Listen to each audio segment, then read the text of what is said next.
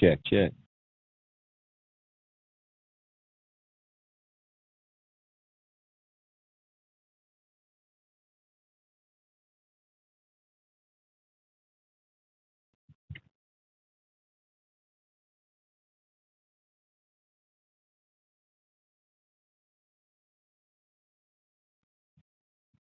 One of us is gone. There we go.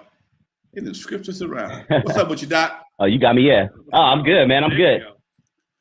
Is there echo? What's up with you, Doc? Oh, hold on. Okay, there we go. That was my computer. I was trying to figure out what was going on. No problem. Hey, how you feeling, dude? I'm good, man. I'm good. What's up? Did you already do your intro? Yeah, I did the intro. Oh, shit, man. I'm good to see you. We're ready to roll. Yeah, man. Always good to see you, man. Always good to see you. It's been a weird week, man. A lot of stuff to talk about, but definitely the biggest story was the tragedy at the Travis Scott concert, Astroworld. I know you're familiar with it. A bunch of people died, some as young as, 14 years old, I believe was the youngest. Talk to me about your perspective from this, not only as a performer, but as a promoter. That's the crazy thing about this game, man. Everybody wants to make the money, but when shit happens, they coming after the big pockets, okay? Mm-hmm. I've been here before. Not with 8, just 1. Don't need but 1 to ruin your life. 8 people at one concert, there's a lot of blame, a lot of culpability going around. And that's the word. That's the word of today, culpability, okay? Mm. Are you culpable of creating this problem? And what I mean by that is, were there sufficient barriers? Used to be a time where this kind of festival situation was not allowed. They had banned it for a while because these problems used to happen all the time. People would get excited, going to rush the stage. I don't know what they're going to do, but they rushed the stage anyway, and look up, people started getting crushed. So for years, they banned this situation. Now they brought it back for whatever reason. They allowed it to happen. I know why they do it, because it's cheaper than having seats and having some possible weapons. Because when you have seats, you got to tie them together. Trust me, I know. When you have seats at a concert, they have to be attached to something, if nothing but to each other. Okay. Wow. When we had concerts at the Hollywood Park Casino, we would literally have to go around and wire tie or those zip tie tables together so they could not be used as weapons. God damn. Because the chair makes a good weapon. If some shit break out, a chair is a good weapon. Yeah. So, but I don't know how many people they had. Looked like it was a hell of a crowd, man. 50,000, I believe. 50,000. That's a lot of goddamn chairs, a lot of damn zip ties, okay? Mm-hmm. But I tell you what, won't be a lot of money left for profit when this thing is over. The insurance company's going to take a hit. They're going to do their best to pass the buck. Everybody's pointing at Travis Scott right now for being as the villain, for not stopping this performance. The question is, did he know what was going on? Right. There's 50,000 people there. It's killing me that they're pointing the finger at him, man. The question is, did he know what was going on? I mean, when you on stage, you feel the crowd. You really can't see the crowd. Mm-hmm. Okay? I have stood on stages. If you got lights in your face, you can't see anything. You can't see anything but the people right in front of you. Maybe. Lonzo, okay? Lonzo, I used to do theater in like little 50-seat places, and you could barely see halfway through the damn theater. Right. And for me, that was one of the things that made me perform well, because it was like I was by myself and nobody, because you couldn't see nobody. And you do your thing, and all of a sudden you hear people laughing or responding to what you're doing, and it made you feel good. But for the most part, you could not verify anybody was there. I'm quite sure by being 50,000 people there, he had a little bit different situation, but you can't see, especially somebody on the ground getting stomped. I understand. I'm not trying to make light of it by no means, but when you're on the ground, it's kind of hard. People stepping on top of you. And I saw one picture of him on some real tall podium. How he got up there, don't know. Why he was up there, don't know. But how are they supposed to get to him to let him know to stop the show? Only person he's talking to is a sound man. And if the sound man is probably, I don't know, a couple hundred feet away from the action itself, he don't know what's going on. Somebody has to literally tell him, hey, man, there's a problem. We need to stop the show for a minute. Okay, I'm not justifying his actions. I'm just explaining them. how it could have how it could have been handled. It's really, man, it's really messed up. Yeah. Whether you culpable or not, when somebody dies at a venue that you're participating in, because there's some heart wrenching shit, especially 8 people, and one of them was a kid. Okay, a couple of them were kids. Yeah. That's really a sad situation, Doc. But you must believe the vultures coming out. Let me give you some information that came out about 30 minutes before we started recording. It was revealed that the venue had, okay, first off, let's start from the beginning. They're saying that the insurance policy covers up to $26 million, and apparently there's over $100 million so far worth of damage. That's not including all the lawsuits. It was revealed that the venue had no protocol for crowd surges. And lastly, the contract also states that the only 2 people who are allowed to stop the show at any time are the executive producer and the festival director. Okay, so if they weren't on the stage, Travis Scott is off the hook. Yep. Technically, if that's in the contract, okay, it's not his fault that they didn't have a protocol for crowd rushing. It's not his fault that the only people who were allowed to stop the show were the executive producers. Because understand this, man. This is another example, a clear example of people not giving a damn. Facts. That's bottom line. They don't give a damn. Okay? Yep. They put you in these fucking big ass arenas. If you walk out okay, fine. Bottom line is you pay for your ticket. That's all they care about. Okay? Mm-hmm. Yes, they got $100 million worth of insurance policy. Well, they got 26 million. 26 million. 26 million. 26 million. That ain't enough. That ain't enough because you got 8 people dead and 300 injured. Man, come on, dude. Come on. That ain't that. It's gonna be some issues here, man. It's gonna be some bankruptcies filed. It's gonna be some collection agencies in business. It's gonna be a whole lot of fallout from this right here, Doc. And Travis Scott is seeing it. They're going after Travis Scott. I see one lady was going after Drake because they said when Drake came on stage, that's when a lot of the people started pushing. And my next question is, where the fuck are you going? Where are you going? You pushing to get to you ain't gonna touch him? Yep. Most stages are like 15, 20 feet high, so you can see him. So if you get what you want him to spit on you or something, you're not gonna touch him. You know, and that to me is probably one of the most asinine things that I've experienced going as a counselor. I hate going to a venue, especially when I got regular seats. I know I'm fit to sound bougie as fuck. But if I don't got a G23 or something like that, I ain't going, dog. I got a free ticket to go see the Rams game of the day, and I've been cursed. No matter where I go, no matter what show I go to, no matter what game I'm at, I'm always behind the motherfucker that got to stand up for every goddamn thing. And behind me is a broad that's going to give me give everybody blow descriptions. Or at a concert, the person behind me got to sing every song at the top of their lungs. Okay, I have literally moved around seats only to find myself located right next to a son of a bitch that just woke up just in time to start singing. So yes, it's man, I've been dude. And I'm trying to figure out, what are you standing up for all the time? They can't see you standing up. All they know is I'm being blocked. Somebody behind me is talking shit. Yeah, I'm getting sound like an old cantankerous old man, but that's some irritating shit. Okay, sit your ass down in the show. Enjoy the show.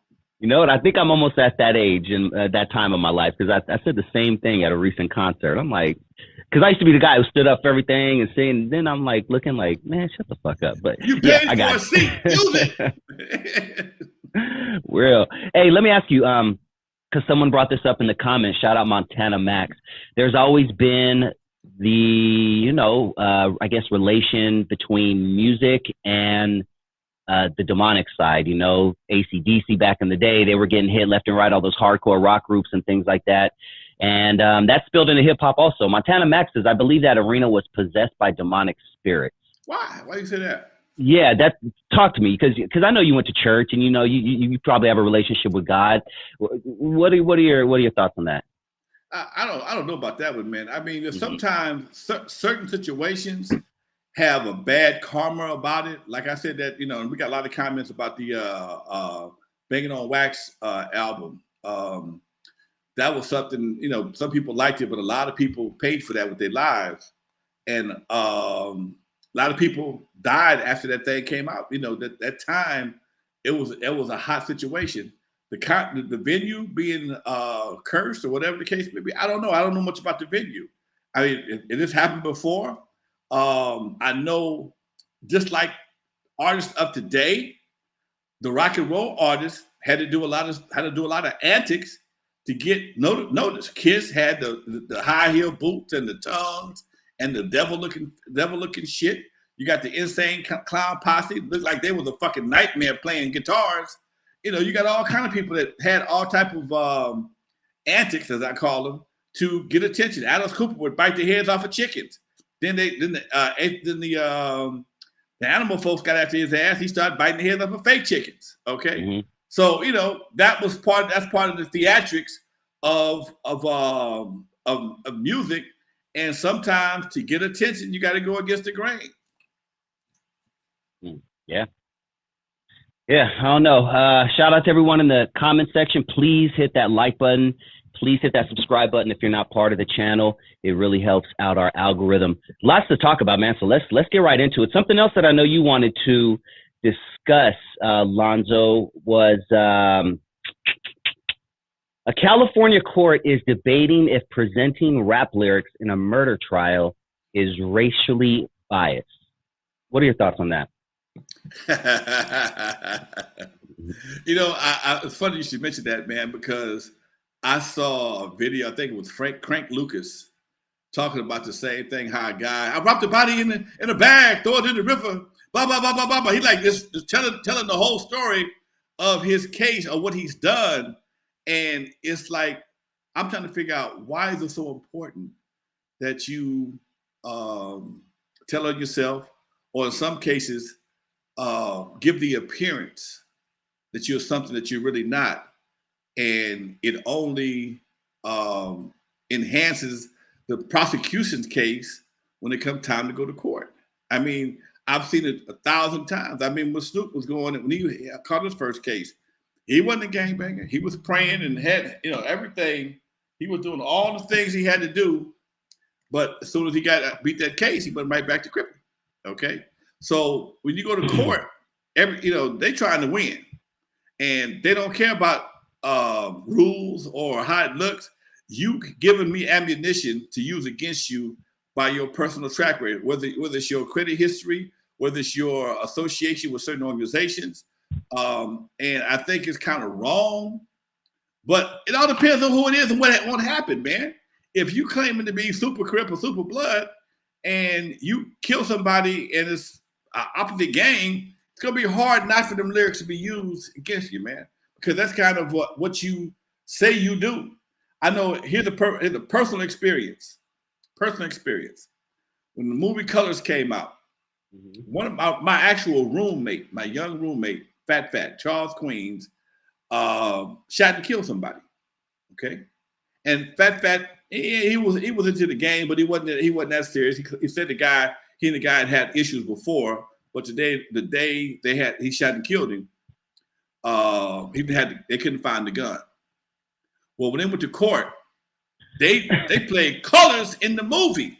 I mean, in the courtroom, they played the movie Colors for the jury, and that was like, what are you doing? Why they purposely tried to say that he was seeking revenge on the guy that he shot based on the things he saw in the movie. Okay. Wow, so this is nothing new. Say nothing new, man. I went to court with the brother. I tried to testify on his behalf. He was a good dude, just got caught up in some bad things. And by the time I got there, they'd already played the movie. The jury was like, y'all, we ready? Are we going to hang this brother now? What? When we going to hang him? Wow. Okay. 25 to life. Just got out 3-4 years ago. From Colors. Was that 1986, 87? 88, yeah, 88, yeah. Okay, just got out. Just got out of jail. He did 32 years in jail. He got 25 to life. He's doing 32 years. Okay, so what's happening today ain't nothing new, man. It's just that now they got a little bit slicker, and instead of using movies, they use your own lyrics against you. You would think that would be some type of self-incriminating situation, but black folks, they don't apply to us. Although they're trying to block the guy who killed Ahmaud Arbery, they're trying to block his license plates from being admitted in the court. He got a license plate with the Confederate flag on it. They tried to ban that. They said, I don't think they're gonna let that fly, but still, they know that's incriminating. So these are the kind of things we're dealing with, Doc. America the Beautiful. You know what? That leads into our next story perfectly, Lonzo. We've talked about this rapper in the past a couple of times, specifically because, and I'm going to give everybody a quick 20-second background. In Jacksonville, Florida, there are a couple of popular rap groups who have different gang ties, and they're blowing up. There's millions and millions of views. Last video just got like 34 million. Fulio and Young and Ace. And they go back and forth. This is the one, Lonzo, who recorded a video at his op's gravesite. He did it, at the gravesite, and he's waving. He's showing up pictures of the dead, opposition. Well, he was recently shot just a couple of days ago. He was actually shot one time, grazed, but they found over 100 rounds. Now, the thing that trips me out is he got hit once, but there are 99 bullets just flying and bouncing around. Mm-hmm. Yep. Let me give you a ballistics lesson right quick. The average bullet will travel at full velocity for over a mile. Okay, a bullet is deadly up damn near to a mile. Okay, from where it was originally shot from. So that means you got 100 targets that's being hit randomly, and somebody could be wounded or dead. So property could be damaged based on 99 bullets flying. Now, how you shoot 100 bullets and only one of them hit? You wasn't trying to hit him. You hit him by accident. You was trying to scare him. You was having to hit him because you only grazed him. Okay, and sometimes, man, I've watched videos on television, on YouTube and Facebook, and cats is throwing guns like they're throwing bullets. In some cases, they're not trying to really shoot somebody, man. They're just trying to. I let off on that fool, okay? They don't want to go to jail. They'll take the discharge of the firearm in the city limits, or God knows they don't want to attempt murder, but they'd rather do that than just show off because cats will fire guns for no apparent reason, for no reason. They stood at the club sometimes, just pass by, woo, woo, woo, woo, woo, woo, woo. They want some attention. And I'm not saying that's the case, man, but when you shoot somebody 100 times, let's see, he was a bad dodging some bitch, boy. He got to be a dodging ass, or unless y'all was just throwing him, huh? Yeah, Matrix shit. You got to be showing some Matrix shit, unless y'all was just throwing him at his ass, like, hey man, here, catch this. But other than that, man, you couldn't have been trying to hurt him, or unless he was from a far off distance. He had to be a far off distance, dude. But even that, what you shoot that with 100 times, and the best you can do is a graze. I'm sorry, I don't mean to sound sarcastic. But it just seems to me that sometimes a lot of these cats do things for attention. Yeah, I shot at that fool. I let off on that fool. Did you kill him? No, man. And they know in the back of their mind, they really don't want to kill him. They want the credibility for shooting at him, but not the case for killing him. Okay? They want the credibility, but not the case. Okay? They want the street cred, but not the judicial case, because the two are not related. They still got a headache, though. They still got a headache because you start letting off 99 bullets into any place, and they catch up with your ass. You got a whole lot of cases because they usually charge you per bullet. 99 cases of discharging the firearm in a city limits. That's a nice. That could be a felony. Especially, it's one time it's a misdemeanor if I'm mistaken, but at a certain point in time it could be considered a felony. Oh wow! Here's another piece to the puzzle. Like I said earlier, these are two groups apparently going back and forth at each other. They make songs that are so descriptive and detailed. They're literally, cops are arresting people based on songs. Well, here's another piece to the puzzle. One of his ops from the other side posted on his IG after this happened with the caption that said, "Mission failed."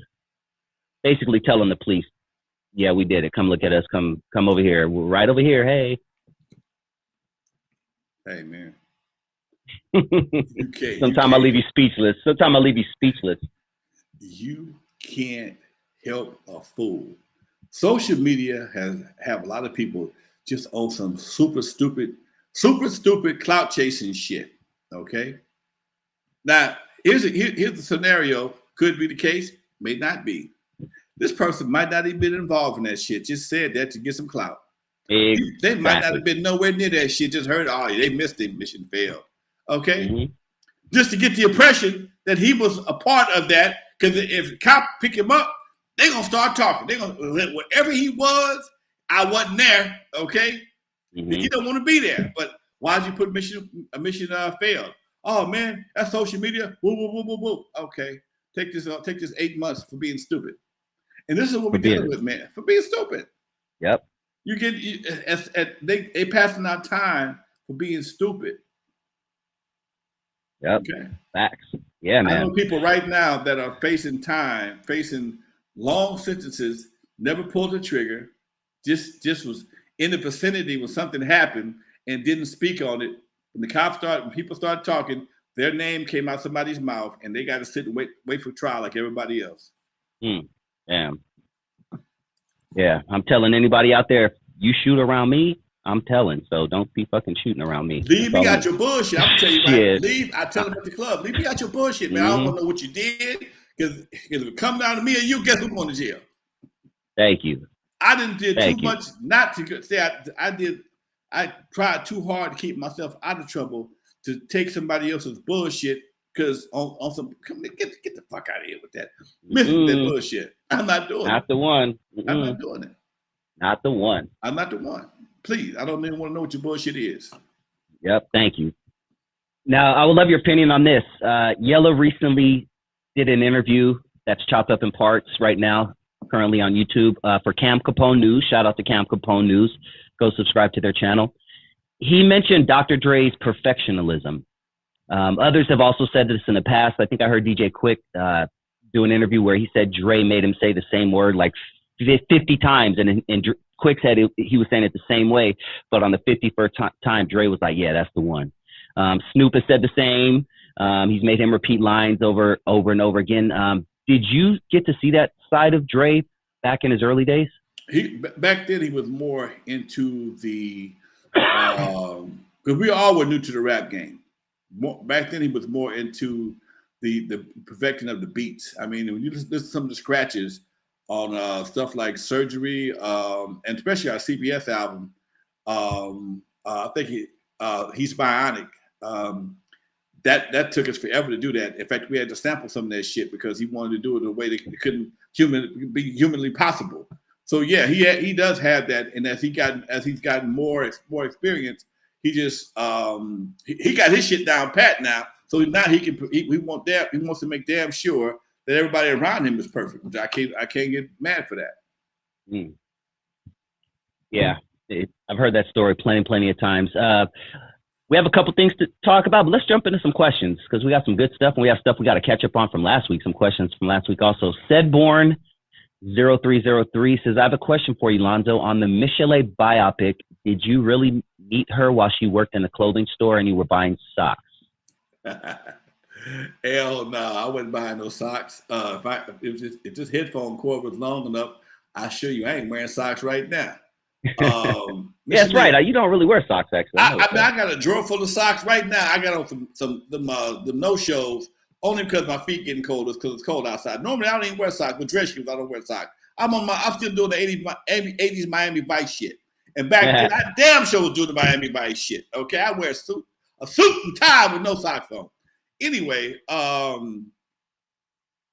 Michelle worked at a clothing store. She worked at May Company. I think it was May Company in the Fox Hills Mall here in LA in Culver City. And no, that was not how it happened. I don't walk up to people. Hi, I'm Grandmaster Lonzo. Here's my card. My finger didn't show up tonight. I need somebody to sing a song tonight. Man, get the fuck out of here. When I saw that shit, I was like, you motherfuckers, Hollywood is full of shit, okay? I tell you something. If you really want to see yourself get clowned, let Hollywood do something about you. They don't ask you no questions. They just do what the fuck they want to do. and portray you any old kind of corny ass way. Okay. That's And hilarious. I mean, they had me out smoking cigarettes, and I'm 64 years old. I ain't never smoked a cigarette. And never. I ain't never had one of my girls waiting on riding the bus. Because if you knew where she lived at and where the studio was, man, that was a 2-hour bus ride. I always picked my girl, any girl working with me, Mona, whatever the case, I took them home. I picked them up and took them home because I was the only one that had a car back then. Okay? I made sure if every once in a while Yella kept a car. He would do the pick off and drop off sometime. But for the most part, nah, man, that whole thing was just a bunch of bullshit. That shit made me laugh like a motherfucker, boy. Man, how far? Okay, because we talked about this before we move on to the next question. We've talked about how they're allowed to use your likeness, based on certain guidelines, without getting sued. But how far can they go? Like, let's say they instead of the socks thing, she decided to say Lonzo likes men. Lonzo's gay. Lawsuit. So you can do it like so Yeah, it depends on if it affects you like personally. How does that work? You can change the story. You just can't change the character of the person. You can't change the character. Yeah, the character of the person. You can't make me some big bully or slap her around look like that because I didn't do that. Okay. Okay. Unlike what she said about Dre. Okay. I don't know. I didn't witness that, but that's what she said. So, but if she said Lonzo did it, Lonzo can sue. Lonzo and they put hands on him. Okay. So if she made Lonzo out to be anything other than who he was, I mean, the part about her working in the store, that was true. I met her through somebody else, but again, because of timing and because of the time factor, they couldn't really tell the whole story. I understood that, but they kind of condensed it to try and make it work. But people forget and the writers lie. Gotcha. OG Shags wants to know who came up with the idea of the suit you guys wore. That was all you, right? Kind of, sort of. Here's the crazy part, man.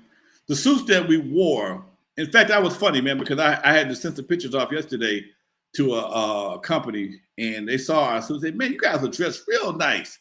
Yes, for the '80s, we were dressed like a son of a bitch. He said, "Y'all look better than the Furious 5." That was our competition.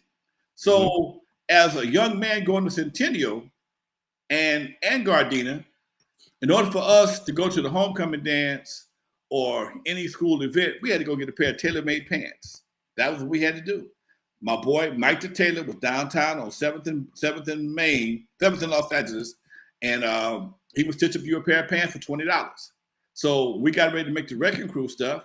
Mike was still down there, and I took the fellas down there to Mike's thing. I suggested Dre might want to get because he already had a doctor's smock. I suggested he may want to get one made out of the sequence, and he did. Okay, everybody had a choice on what they wanted. Dre Yella always liked Prince. That's why his shit was always purple. Okay, clientele was a little bit more flexible. Okay, mine I wore a ducktail tuxedo to the prom. I like ducktails, so I made mine to a ducktail. That's what it was. Okay, and I knew it had to be black because shit. At that time, I wasn't wearing a white one because white got too dirty. And on the second album cover, we just went down to Melrose and bought all that shit. So everybody, I paid for it. Everybody wore what they wanted to wear. I don't give a damn what nobody tell you. They kiss my black ass. I don't care what nobody say. They picked out their own shit. I just paid for it. Wasn't nobody twisting nobody's arm, put the lipstick on, put this eyeliner on. No. It was, all up in the mirror. Okay, okay. Don't believe that bullshit. Okay. Oh man, that's hilarious. Easy Steve says, who owns the CIA music and does it have any value? And also maybe you can remind everybody who CIA was and kind of how they all came together and went through you. CIA is Stereo Crew. Ice Cube, it was Jinx, KD, Kid Disaster, and Ice Cube. And they were signed to CBS under the Stereo Crew. We all got dropped. They came back to Crew Cut. It became CIA. When Ice Cube went solo, Brian Turner made me an offer I couldn't refuse, and he owns the music. But it's all over. It's all over YouTube. I didn't do it, but it's all over YouTube anyway. I can't do nothing with it. I wouldn't do nothing with it. I don't want the headache. Does it have any value? Depending on who you are. Some people may think, some people, and this is the part that people, if people actually listen to the CIA music, okay, this is the Cube that I knew. I didn't know the Gangsta Cube. I knew the knockoff Beastie Boy because they all sounded like Beastie Boys. Beastie Boys was a hot act at that time, and they sound like Beastie Boys. If you listen to House Calls, I thought that was so ironic today.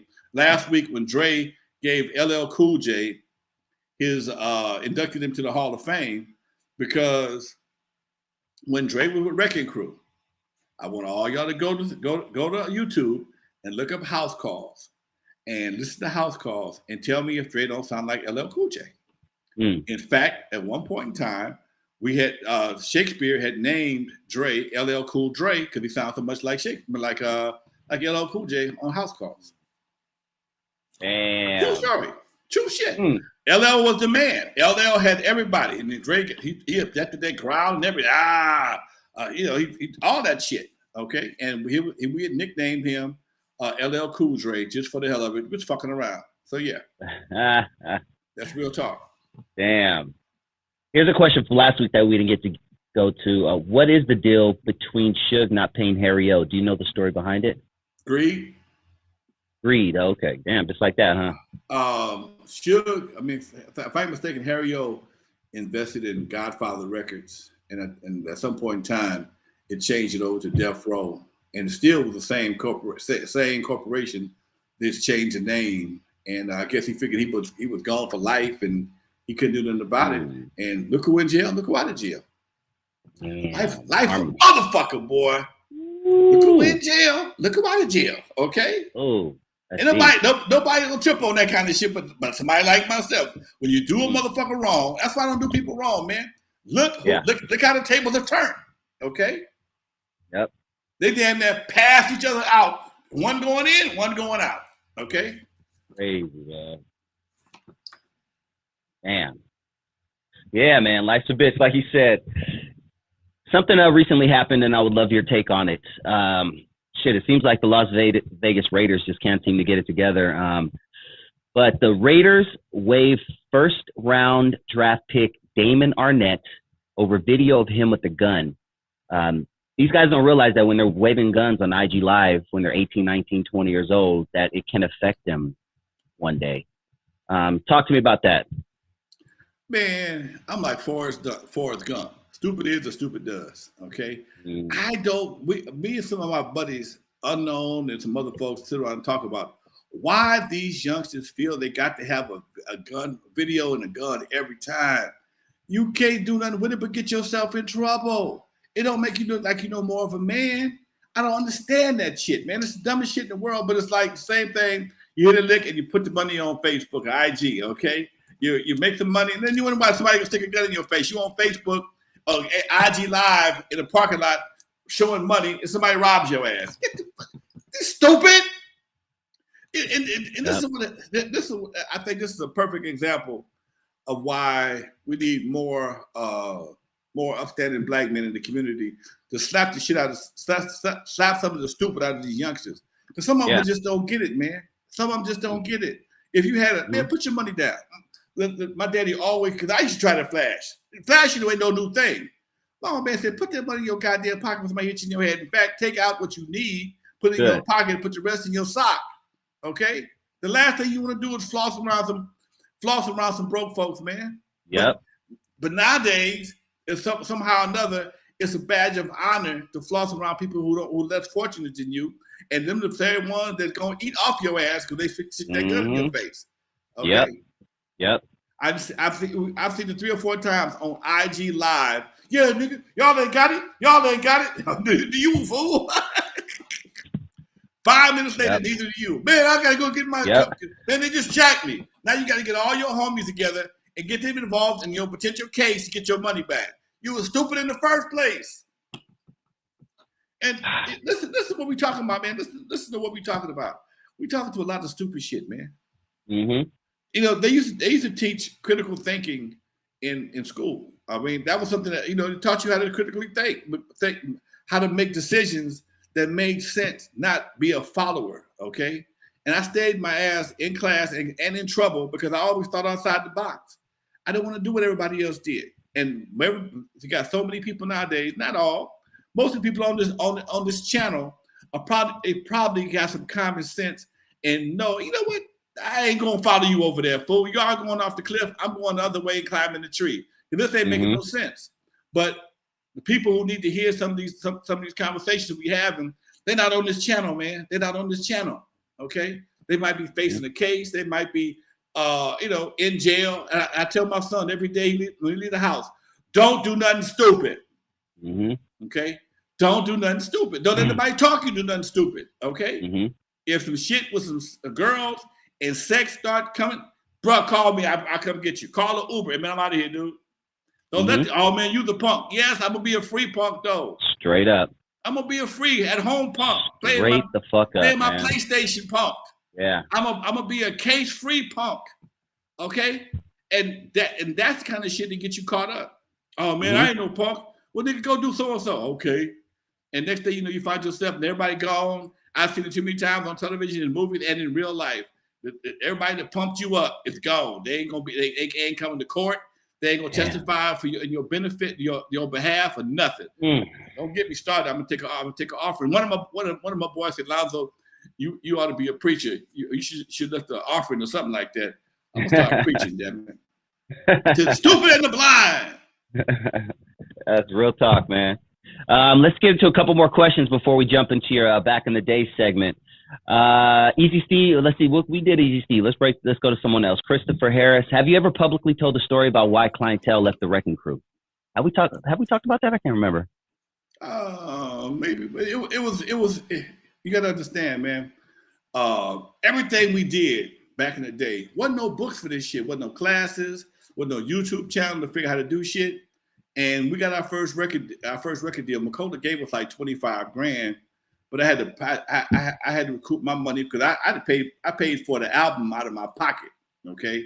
And that was always a problem because I wore so many hats. But I spent all the money, okay?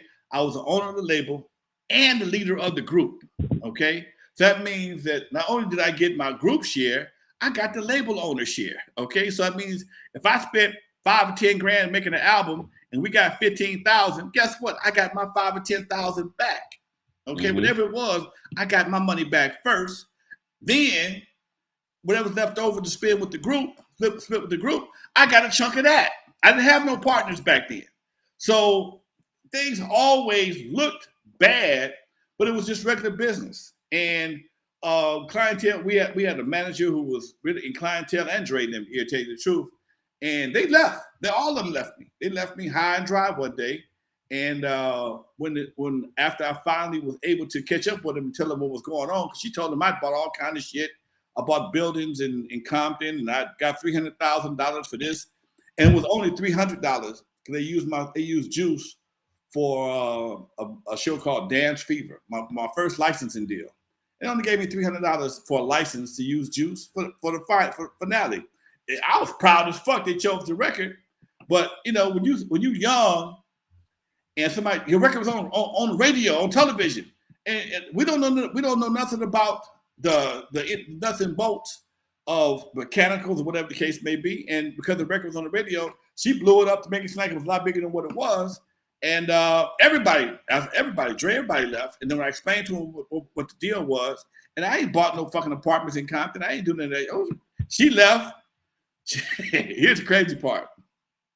When we got the money from Makola, she came to all of us and says, hey, I'm going to buy some ads on Jet and Ebony magazine to promote you guys' album. I need $4,000. I looked at all three of them. I said, y'all want to do this or what?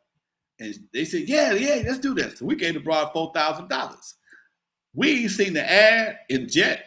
We ain't seen the ad in Ebony, and I ain't seen that bitch since then, okay? So that's the kind of shit we was dealing with, okay? Yeah, so we took that hit, okay? I got my money back. We took that hit, And then, we split the rest of the money up. And, sometimes, like I said, nobody from the hood has ever had a record deal before. Nobody from the hood got record lessons. So they told him he should have got a lot more money than what he did. And I gave him I gave him our arranged amount.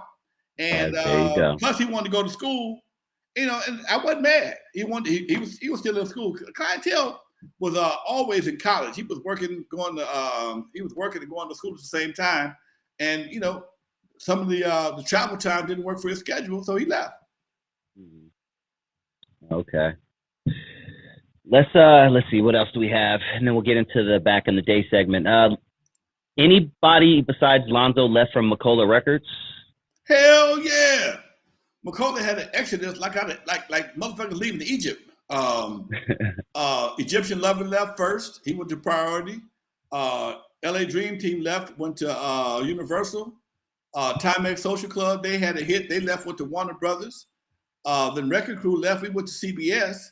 Makola was the pass-through spot for up-and-coming artists. Okay, and because Don was notorious, there was no QuickBooks back then.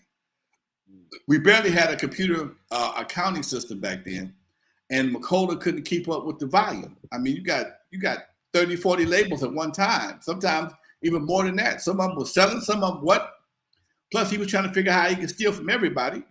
And then, meanwhile, he's taking in eating in everything that had no, some of it had no market value whatsoever. So he's losing money on the manufacture of the product. So yeah, everybody left, and I'm the only one that went back. I'm the only one that had to come back. Makola. And I wonder, I was kind of reading that. I wonder if he meant, is there anyone left from Makola? Like, meaning, besides you being alive, is there anyone else? Like a lot of people, right? Like, yeah. I know Chuck Fassett. Maybe I could be reading that wrong. I don't know. Chuck Fassett, the marketing director, I talked to him a couple of months ago. Don McMillan, allegedly, is still alive, but I know he's not that well. He has Alzheimer's and diabetes, so he has his mental health issues. Jane Daly, the white lady who was kind of our in-house spy, she just passed recently from cancer. And nobody else I would know how to find them. Those are the main three. Damn. Was Makola, I should know this, but were they ran mostly by white people, or was it a black deal? Or was the all white? All white. Okay, that's what I figured. Okay, gotcha. All white. Yeah. Gotcha. You want to jump into your back in the day segment? All right, folks. I got something for y'all right quick. I was going through some of my. You can take me off the screen if you need to. Okay, I was going through some of my stuff, and I ran across. I forgot that this is Hip Hop History Month. And I'm gonna show y'all some stuff that I ran across on my computer that you might never see again, but I'm gonna show it to y'all today just for the hell of it. And this is some old school hip hop.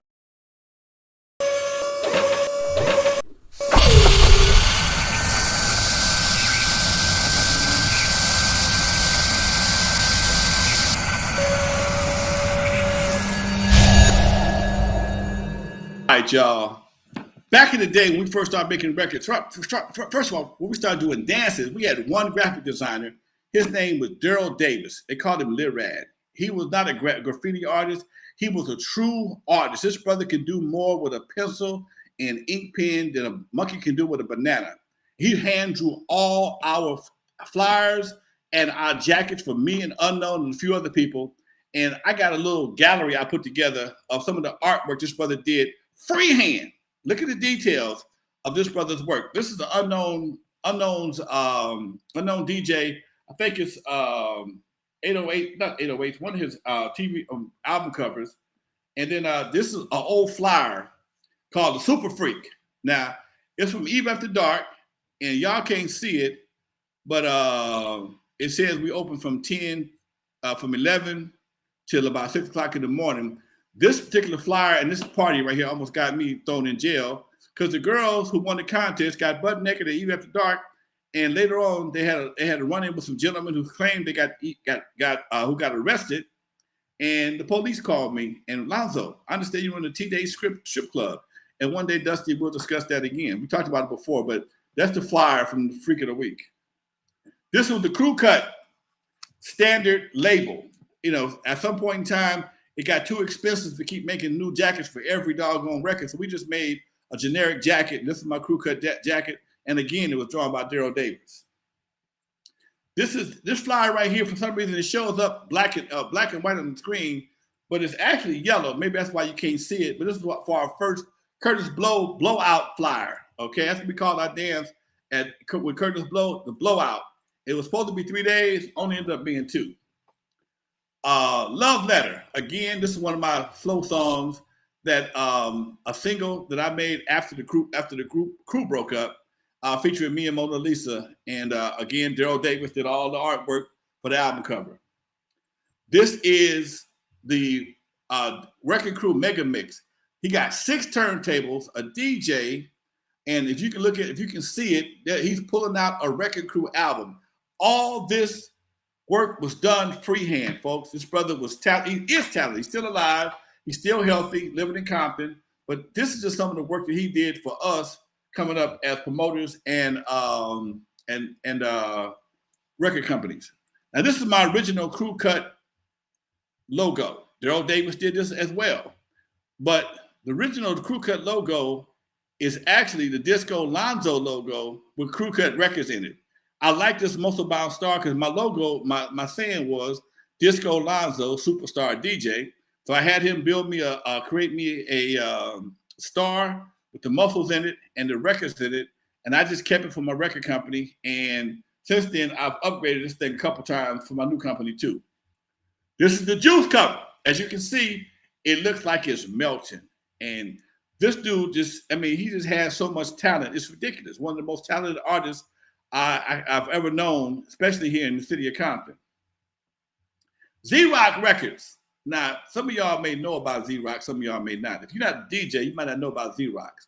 Z-Rocks was a label that Lonzo had back in the day, and we used to do underground mixes. And it was called Z-Rock, just like Z-Rocks as in copy machines, but we used Z-Rock because it was kind of a synonym, but we would take records and mix them all up, and I sell them to the swap meet. That's how I met JDC and Cletus and Kelvin Anderson and all the people. That was my introduction to the record business because I just left a record company called Record Shack, and I started making these records right behind that. And I knew all the people that sold the legitimate records, so I made a bunch of money selling them my Z-Rocks. This is the label, and for all them cats on YouTube that got my shit up there, I'm coming for your ass. This is the Surgery cover. Now, this is the second project we did. The first one was Sliced. I don't have that in this particular show today. But Surgery, again, all we did was give Daryl the basics of the song. The record is called Surgery, mixer, turntable. As you can see, he got Dr. Dre buffed, which never happened. Maybe later on. Actually for a mixer. And you got a young man or person bringing him a mixer with a fine a nurse over there holding the bag and holding the oxygen tank. So this is the kind of stuff that my man did for us back in the day. Humping, one of the ways we drew a crowd, we would use old school records. Whatever was hot on the radio, we would title the event after the record. And Humping by the Gap Band was one of our biggest, was a big record. And it proved to be a big dance for us at the Biltmore Hotel downtown LA. You can't see it, but we was only charging $5 before 9 o'clock. I think we might have charged $7 afterwards. But where I made a lot of money at was the after party, which was from 1:30 to 6 a.m. at Eve After Dark. We stayed up all night long, for real, back in the day, folks. House Calls, the record I talked about earlier, and how on this one song called House Calls, Dre sounded so much like LL Cool J that my boy Shakespeare, we had us laughing, called him LL Cool Dre. The EP we made after we got dropped from CBS. It features House Calls, Cabbage Patch, and Must Be the Music. And on Must Be the Music, none of us sang on the goddamn song because none of us could sing. We had to hire a singer to come sing the song, and we never did it in our show. We just liked the song. We made a remake of it. We never did it in the show because can't nobody sing, and that's just some inside Wrecking Crew history, folks. Again, Revenge of the Black Hole at Alpine Village, $3 before 10 o'clock. This right here is probably one of the earliest posters I have, or earliest flyers I have. Now, these flyers were full sheets of paper. It wasn't no half sheet, no quarter sheet. We gave you a full sheet of paper. And as you can see, I'm still L.A. Lons. Dr. Rock is still with us. An unknown is still an unknown DJ. I've been Disco Lonzo, L.A. Lons, Lonzo the Godfather of West Coast Hip Hop, Grandmaster Lons, all the above. If you call me, I'm going to answer to all of them. And this right here was another Christmas party we had at Eve After Dark. Christmas, I think, Christmas fell on we was open Friday and Saturday. Open Friday and Saturday already, and Christmas fell on a Monday, so we did like a 5-day event. And we had a pop lock contest, and we had a Freak of the Week contest. And yes, we were 18 and over. And look at see what time we started at night. We started at 10 o'clock, and we wrapped up at 6 in the morning. I saw the sun come up at Eve After Dark many a day, folks. Again, this is when I collaborated with another production company, Z Cars. If you can't see it, my company was Disco Construction back then. And we used the song, Another One Bites the Dust, to try and benefit off of from the song. It always worked out for us. But I think the one I'm going to show you now that's really interesting is the Skateland. I don't know if you can see it now. I think it might be cut off on the screen. But if it's not cut off on the screen, if it is cut off, what it says is K-Day and the World Class Wrecking Crew presents the grand opening of Skateland USA in Compton. Okay, that was the first event ever at Skateland. We did the grand opening. I had cut a deal with Craig Swisinger to be the promoter for Skateland, and it looks like our anniversary is coming up in a week or so. November 17th. 1980, I believe it was 86, we opened up Skateland, okay? All right, Dusty, that's it for the day, folks. That's my back in the day world-class history gallery, art show, whatever you want to call it. Just a little something, some old school game. Because most people people talk all that shit about what they got and what they did. Prove it. I got proof of all my shit, okay? Yeah. All that shit people talk. Oh, Lonzo wasn't here. Can you prove me? Can you prove you was there? Just because you was passing out flyers don't make you a player. Okay. If you don't have some old flyers or some actual pictures of you doing something other than dancing, you probably wasn't on the promoter team. Now I'm gonna take some pictures of my basement where I have all. And not some, but all of the Wrecking Crew masters. I have them all. Okay, the 2-inch masters. I have the plates in my garage. I'm gonna show you. I'm gonna do a little tour, and because you ain't gonna find nobody else with what I have. Why? Because I'm the only one that have it. Okay, I own my label. I got leftover labels from back in the day. I might even put them on eBay or something. I don't know. I have original labels from some of the Wrecking Crew product. I have masters, I have the mothers, I have the plates. I can start making Wrecking Crew records today if I want to. Only problem is it's a 2-year waiting list to get 12 inches made right now. That's the problem. I already thought about it. But yes, folks, you're talking to an originator who was a true owner and still a true owner when it comes to his intellectual properties. Dusty, back to you. Damn, that's dope, man. Wait, so there's a 2-year waiting list? 2-year waiting list. It's that popular right now to get vinyl. The vinyl. Vinyl come back that strong. It's a 2-year waiting list to get. Wow. I was trying to get some picture discs done, some limited edition picture discs. She told me, well, that's fine. You can pay for them now, but you can't get them till probably about 2023. Huh? Damn. Huh? That's 2020. Yes. Crazy. That far back. That far back there. Wow. I want to ask everyone to hit that like button. We have 32 likes. We've gotten up to like 55 people in the building tonight. Thank you guys so much for joining the show and contributing. But if you can hit that like button, that's just that extra step that we need to get the word out there and to get the algorithm on our side to let the world know that we are here. Dope channel. You guys got to check out Alonzo's interviews. He has some top of the line interviews that you're only going to get right here. And tell them about Hulu. Oh, Roku, the channel. Roku. I said Hulu. My bad. Channel, folks. Roku. My channel. Let me do this right quick. That's my channel. My show.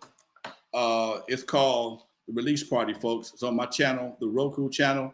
It's on the the Homegrown Media Network. I'm interviewing artists. I'm doing live shows, recording and placing them on my channel. I'm trying to create something different for artists. YouTube is great. Spotify is great, but there's no personality. There's no interaction in these platforms.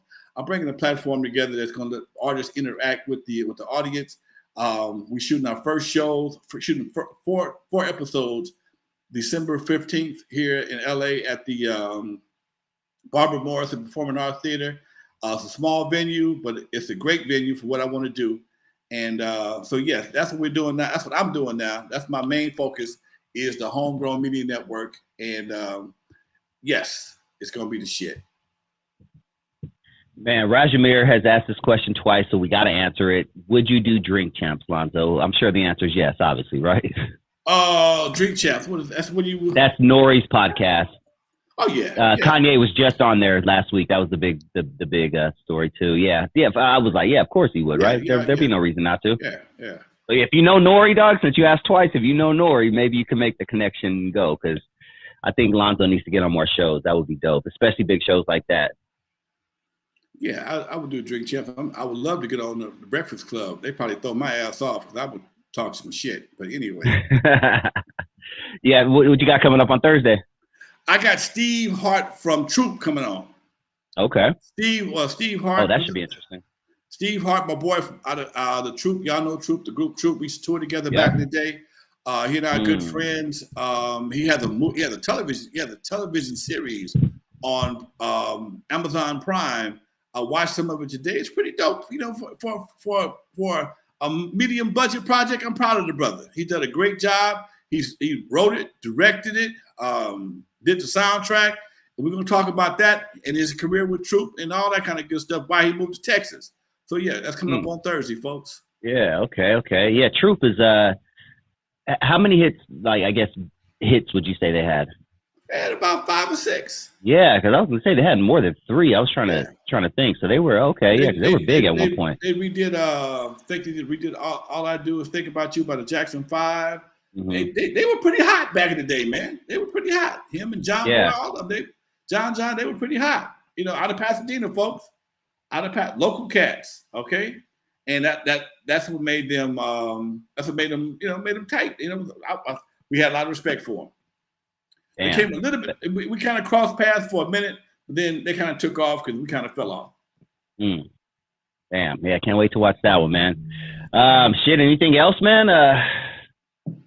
Floor's yours. I got it. Well, somebody's gonna tell you, man. Damn it! You know how this goddamn red light always treats me like a damn Men in Black and erase my damn brain. We got 2 minutes left. Let's see here. Here, we got a here. Let's go a question. Let's see. We got a question. This is from last week. I have a couple questions. Oh, actually, here. Squirrel Boy wants to know, Lonzo, have you tried or will you ever try to get Dre on the show? I'm sure the answer is yes, right? I mean, the busy man. Wasting my time. Wasting my time. Yeah, right. Wasting my time. Okay, I would love to, but it's a waste of my time. Okay. Yeah. Dre, think about this. Where have you seen Dre on any media at? Yeah, Dre doesn't really even do interviews as it is. Dre, you ain't seen Dre on Flash. You only see Dre don't even do Jimmy Kimmel. Mm-hmm. If he got something, if he has something to promote, he might go on there. But Dre don't do media. Yeah. He's not a talker. He's not like Cube and Snoop. He's not a big talker, so he don't do a lot of media. Was he always like that? Kind of played the background, always. I was surprised when I saw him doing what he did on records because that was never his personality. Here's another question from last week. In Express Yourself, they said we don't smoke weed or cess because it's known to give a brother brain damage. Did they not smoke weed to the best of your knowledge? Look, when they were coming up with you, I guess. At my studio, weed did not exist. Not that I didn't like it. Not that I had smoked it before, but by that time I got out of it. And when we went from 2 4-finger dimes, this little bit of bullshit, I stopped smoking weed. Okay, and nobody back then could afford no weed. Okay, yeah. We couldn't afford no weed, so no, nobody was smoking weed back then. It was a bunch of squares. And that's for me to be sitting in my chair watching the evolution of my fellas. It's like, damn, they went from this to this. It worked for them, but Yellow ain't never smoked nothing. Yellow don't even drink. Okay, Dre didn't start smoking after he left me, and I ain't never known. Well, Easy might have drank a little bit, smoke a little something, but for the most part, nah. There it is. I think it's time to wrap up, baby. Always a pleasure, my man. Always look forward to these Tuesdays, folks. Much love to all y'all for watching. And before I go, hey, folks, from the West Coast to the East Coast and everything between, folks, you are live with Lonzo, the Godfather of West Coast hip hop, and my man, Dusty Vision. Much love, Dusty.